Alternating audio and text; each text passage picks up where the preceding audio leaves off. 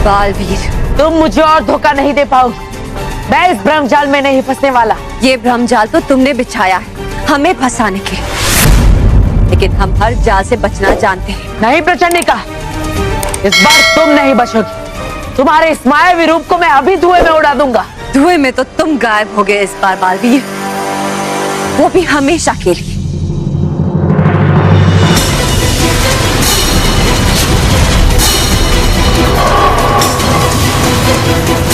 प्रचंडिका आग के गोले बरसा रही, लेकिन फिर भी हवा में जरा भी विस्फोट की गंध नहीं आ रही है। कुछ तो गड़बड़ है, लेकिन क्या?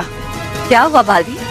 हमारे वार से तुम्हारे हाथ जम गए क्या, या फिर हमें हवा में उड़ाने का इरादा छोड़ दिया है? कभी नहीं प्रचंडिका, आज मैं यहाँ कलिश तारे को लेने आया और उसे लेकर ही जाऊंगा।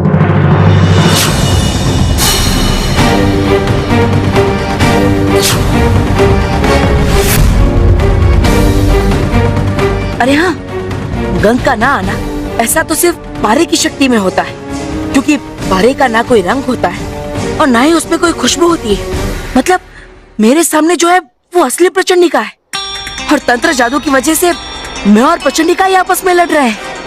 युद्ध में कमजोर लोग सोचते हैं बालवीर, योद्धा वार करते हैं। लेकिन मैं आप पर वार नहीं करूंगा, क्योंकि मैं समझ गया ये सब एक भ्रमजाल है जो हमें भ्रमित करने के लिए रचा गया है, ताकि हम दोनों एक दूसरे पर ही वार करके एक दूसरे को समाप्त कर दें।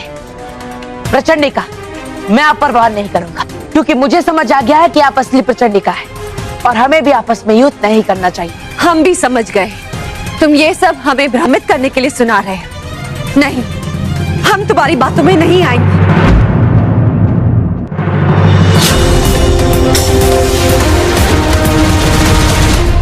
प्रचंडिका ऐसे मुझ पर विश्वास नहीं करे। मुझे उसे कुछ ऐसा बताना होगा जो सिर्फ मुझे और प्रचंडिका को ही पता है।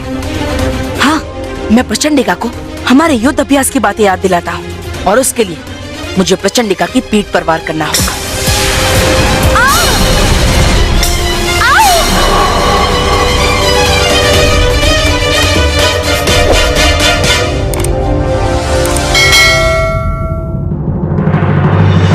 मेरी पीठ पर वार? मेरी इस कमजोरी के बारे में बालवीर ने ही अभ्यास के समय मुझे बताया था, पर मैं ऐसे ही इस पर भरोसा नहीं कर सकती। मुझे भी इसकी जांच करनी होगी।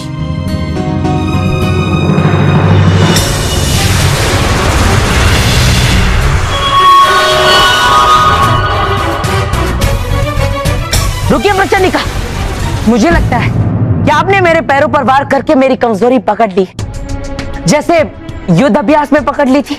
हमें क्षमा करना बालवीर,